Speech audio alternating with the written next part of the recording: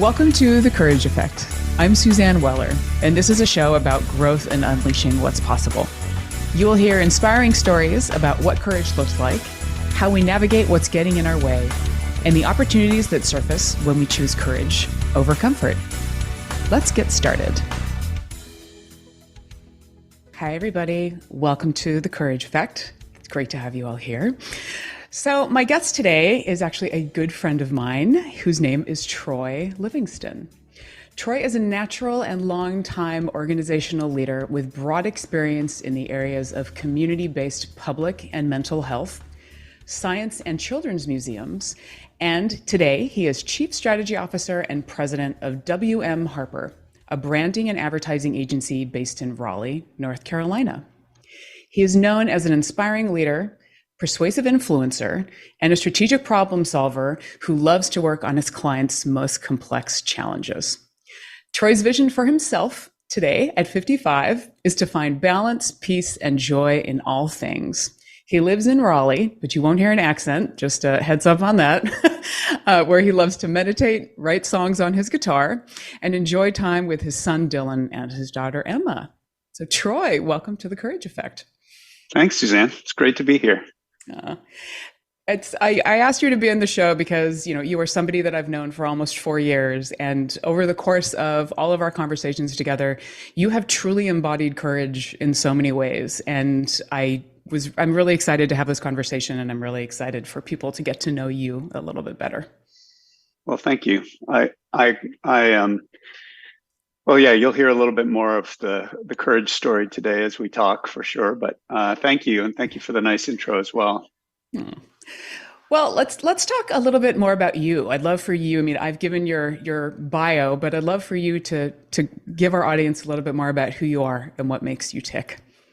Well, let's see. I am a person who has felt sort of mission driven, I guess, purpose driven my whole life. My work really matters to me. I started my career in the I thought I was going to be a teacher coming out of college because I wanted to do good in the world, and wound up pretty quickly in Boston. I went to Boston seeking fame and fortune as a rock and roll star, which did not happen. But I learned there. I went to work for the Boston Visiting Nurse Association and learned the power of the nonprofit organization.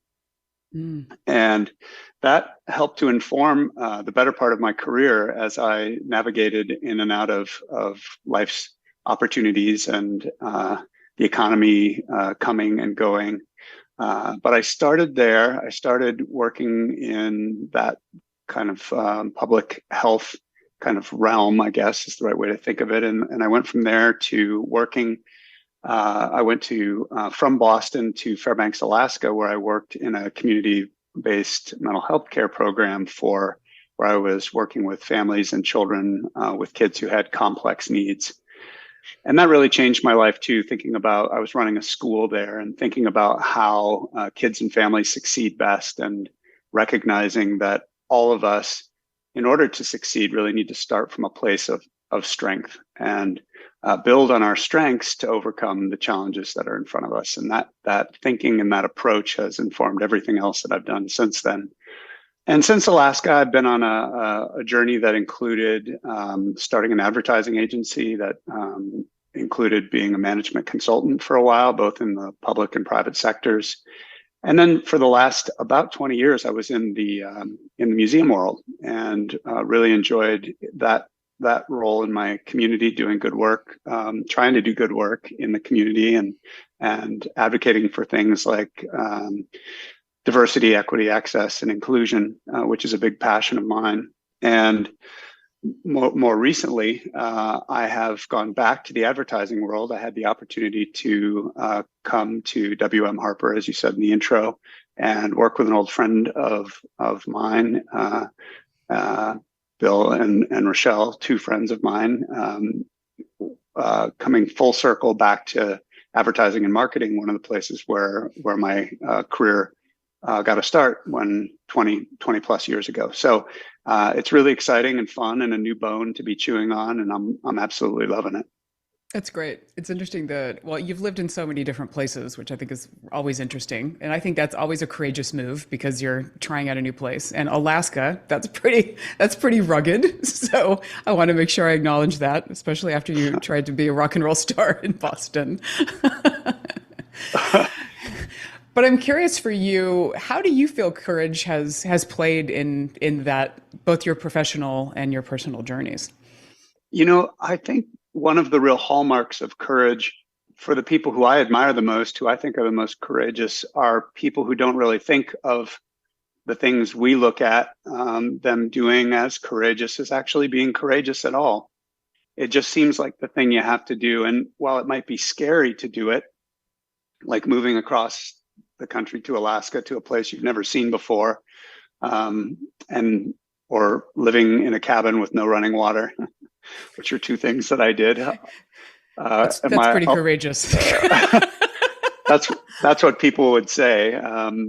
But yeah, the so those qualities, the things, the people I see as having the most courage are always people who don't think of what they did as very courageous, just things that they felt compelled to do, overcoming maybe things that in retrospect they can look back and say, wow, maybe that was surprising. I surprised even myself in doing that, but it was necessary. And so that's how I think about courage, being courageous. I don't ever feel like what I'm doing is courageous at the time. I look back on it sometimes and think, wow, if you'd known better, you probably wouldn't have done that.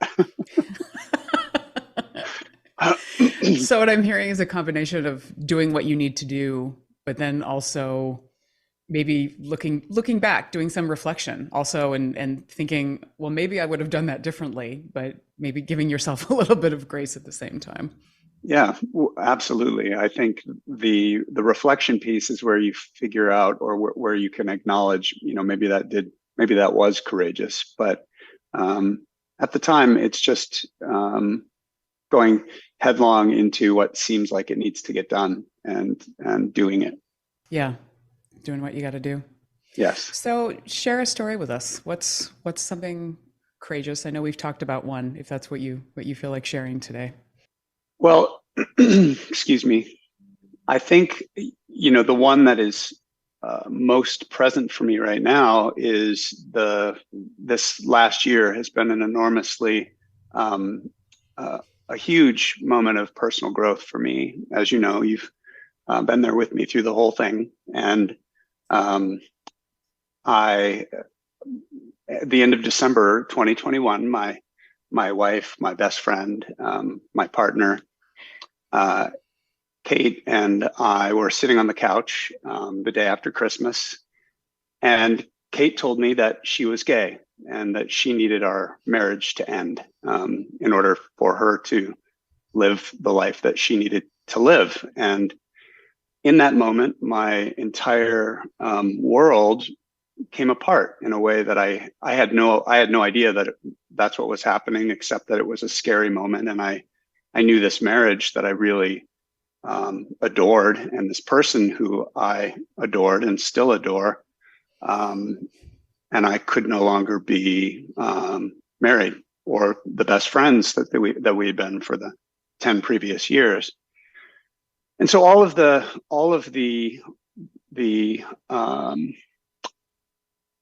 things that I associated with my identity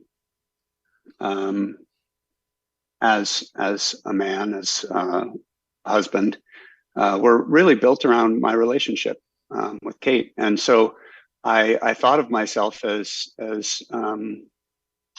well, I had built an entire world, an entire identity that was around that marriage. And in a moment, it was gone. It had been, I don't know what the right word to use is, but it no longer existed as I imagined it did. And I had built a fairly solid idea that it would be. I expected that Kate was my forever partner, that I would be married to her until one of us, left our bodies. And that wasn't going to happen. And so in order for me to, and so I had to build a new life. I had to figure out what that meant. And obviously, well, maybe not obviously, I suppose some people wouldn't respond this way, but I was devastated. I was absolutely gutted, confused, angry at times. And so I think, but I made it through. That's the big thing, is I made it through that, and I made it through by charting a new course and deciding what I wanted in my life and looking to the future. And again, in retrospect, I didn't feel like what I was doing at the time was courageous, but I look at it now and I think I know it did take courage, because there were definitely moments in that journey when the pain was really, really, really big, and I didn't want the pain to continue. And so I had some really dark and troubling thoughts through that process, but I managed to focus on what would come after and the life I wanted to build, and being grateful for what I had, and put one foot in front of the other, and have made it to the other side. And I'm really grateful because I've had a kind of growth and insight and an opportunity to live the rest of my years in a way that I just never would have gotten to without that trauma. And I wouldn't want to go through it. I wouldn't recommend it, but I found a way to use it, and it's been a gift. Wow. I mean, such a story. I mean, as you said, devastating. And I'm sure also devastating for her because of you both being in that uncharted territory. But then you speak of it being a gift. I'd love to hear more about that. I mean, obviously, you sat in some dark times, as you said, and had some really dark thoughts. But it sounds like you also let yourself be there. So maybe, I know we need to take a quick break. There's never a good time to take a break, but maybe if you want to think a little bit about that and reframing as a gift, because I think that is what is so incredibly powerful about this experience. All right, we'll be back in a couple.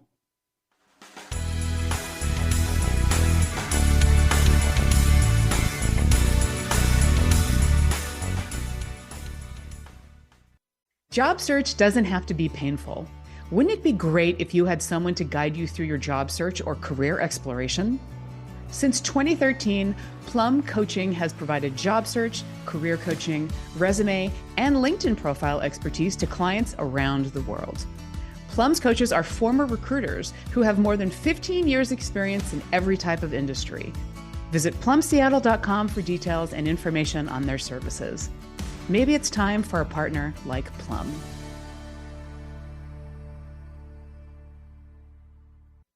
Start your Wednesday mornings off with a dose of courage. I'm Suzanne Weller. I'm hosting a new show called The Courage Effect.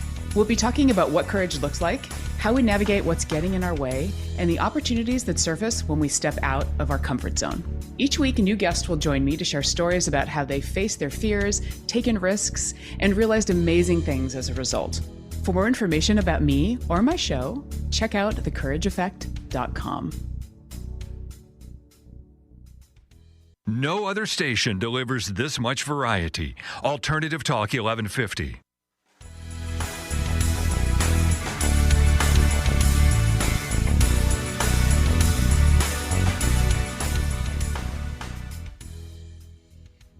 Welcome back, everybody. This is The Courage Effect. I am Suzanne Weller, and we are having conversations about courage and everything that it opens you up to when you actually step into it. And my guest today is Troy Livingston, and Troy is sharing quite a personal story. And we really want to hear about, or I want to hear about, you talked about your wife coming out to you. It essentially, you were married for 10 years, correct? Like 7 years. We were together for about 10. Okay. And the pure shock of it and dealing with this, the devastation, but then coming out onto the other side after you were in it, you said that it was a gift. Talk to us a little bit about how you got to that reframe of really seeing it as a gift. Well, it didn't happen overnight. I'm sure it didn't. That's that's for sure. You know, I one of the things I like to look at is well, gratitude is a huge part of the way I approach life, my life, and it's such a great tool to keep things in perspective. And one of the things that I was looking at is, you know, I don't know, I just started to ask myself questions, and I was thinking, you know, I told Kate on the day she told me, I was happy for her because she could begin with me anyway, starting to live a life in which she was honest with herself and her family and the world. And this is a person who I love, you know, and that wasn't possible before. And it started in that moment, I think, with that appreciation. And then the question became, how do I find that same thing for myself? And part of that was realizing that at 55, you can start your life over. Well, you can't start it over, but you can start anew. You can truly make really important decisions about what you want to bring forward and what you want to leave behind, you know, just like we do with our clients, you know, but it's with your life. And you know, one of the first questions was looking around and thinking about what opportunities do I have at 55 now with all of the experience and work experience, life experience that I can use going forward. And when I think about, you know, when I think about a lot of people who are kind of locked into their lives, kind of maybe not thriving, maybe not loving what they're doing, this pushed me off the ledge, so to speak. You know, I had been kind of locked into some patterns in my life that I never imagined them being disrupted. I thought maybe they would just persist. And what this did was it gave me the freedom. It forced me to embrace the freedom, many times kicking and screaming, to choose some new ways. And so, you know, for me, that's meant things like improving some of my practices around health, starting a meditation, deepening a meditation practice that's been in and out of my life for the last 40 years, and discovering things about myself and the world and what I want for myself in this last chapter that I can't imagine that they would have happened without this push. They could have happened, but you know, we all need a few really, I think, unexpected and really disruptive moments in our life to push us in ways that we need. So sometimes it's losing a job or the death of someone. In my case, the loss of a relationship that was critical.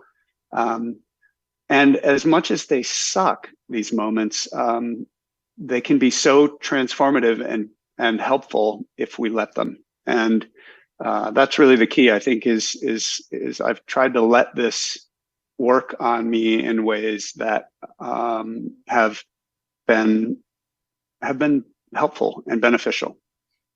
It's really beautiful. I mean, then the whole idea of, yeah, we all get kicked, right? We all get kicked at different points, even if it's not necessarily intended to do that. But you talked about letting go. And I think that's such a huge part of this. And the number of emotions that you have been through during this time, sadness, anger, I mean, I'm sure self-doubt and all these other things came in there. That's a little bit of what I heard. But it sounds like ritual and the practice, your meditation, those are some of the things that have really helped you to let go and to make that choice of what you want for yourself now. Yeah, one of the real gifts of this time and being the age that I am is having a little bit of wisdom and some perspective about the importance of simplicity in life, and those fundamental building blocks, like a meditation practice and a physical practice, and eating well, eating in ways that support your body and your brain. Having good sleep hygiene. These really basic things. They seem really basic, but it's like each one of those is like going to the gym. It has a cycle. It has a cumulative benefit, like the kind of interest that compounds over time, and these really fundamental habits are so important. And I wouldn't have made it through this incredibly challenging time if I hadn't committed to those, no doubt about it. And the other piece that I do want to mention is the social support piece of it, and you have been a big part of that as I've navigated this. My dear friends, my chosen family, the people who love me, beyond those who were told they have to by birth. But it's because I do need to acknowledge my children, Dylan and Emma, and my mom and my brother, who have been so huge. All of my family, all of those people, my stepdad, Bob, everybody has been so awesome and supportive and kind. And so, yeah, those things, those practices, those people, I couldn't have done this without them. Yeah. Well, and what really strikes me too is that the strength and the courage that it takes to raise your hand and ask for help. Because I think a lot of the time we're like, I can do this on my own. And especially when we get to 50, it's like, you think, okay, I've been around the block, I can do this. But sometimes raising your hand can be the hardest part. So I want to make sure that you recognize the strength that takes as well. Yeah, see, that's a good one where you hold up the mirror for me and help me see it. I couldn't have done it any other way, so I just wouldn't have known what to do, but you're right. So talk to me a little bit about you now. I mean, obviously, like what's next for you as you go into this next chapter of your life? That's a great question. I'm really excited about this new work role. In some ways, I feel like after the world had conspired to put some really horrible things in front of me, that then pretty shortly thereafter put some really great things in front of me, and one of them is this job working with WM Harper and coming back to advertising, marketing, and brand strategy, which I love so much. That's been really fun working with the people that I've been working with, all of them. It's been such a gift also, and rejuvenating, and I really love it. And at the same time that's going on, I'm reimagining myself as a man, and what does that mean? What will love look like eventually for me? What does friendship look like now? What does dating look like? Oh my God, like somebody who's been in long-term relationships for his entire adulthood, what does that look like now? These are things. So I'm experimenting and figuring that out, and figuring out what is a great life for me, and that's been fun. And maybe the most important thing for me, because I have been in long-term committed relationships, is really embracing the idea that there's this Rumi poem that really inspired me in early days of this, that says, I prayed for a soulmate, and I discovered that I'm the one.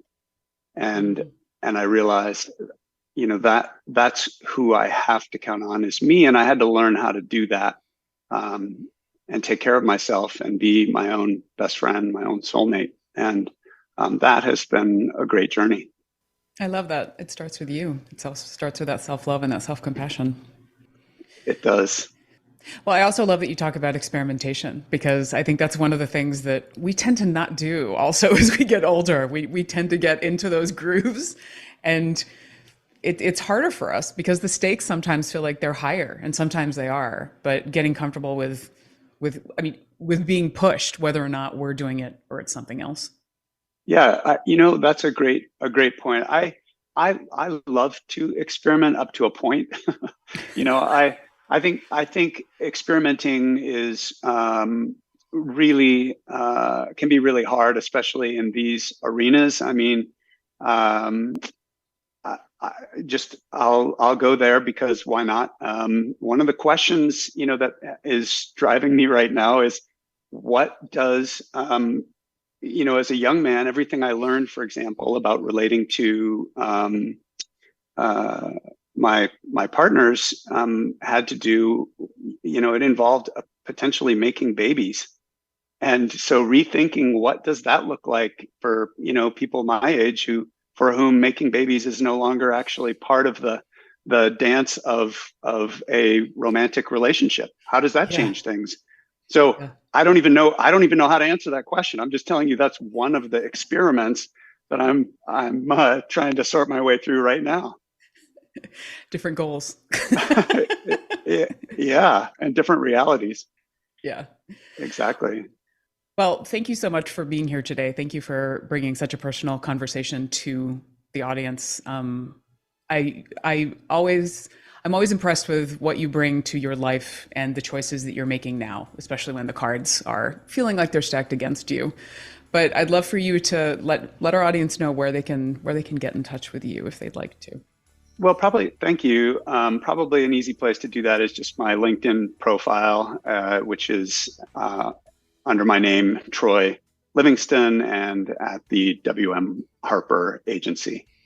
So let me also say, Suzanne, I am couldn't be more excited to be on the show with you, and I want to wish you just absolute gangbusters success with your radio program and podcast. You're going to do great. Oh, thank you so much, Troy. So wonderful to have you here. Thank you, audience, for being here, and stay courageous, and we'll see you next week.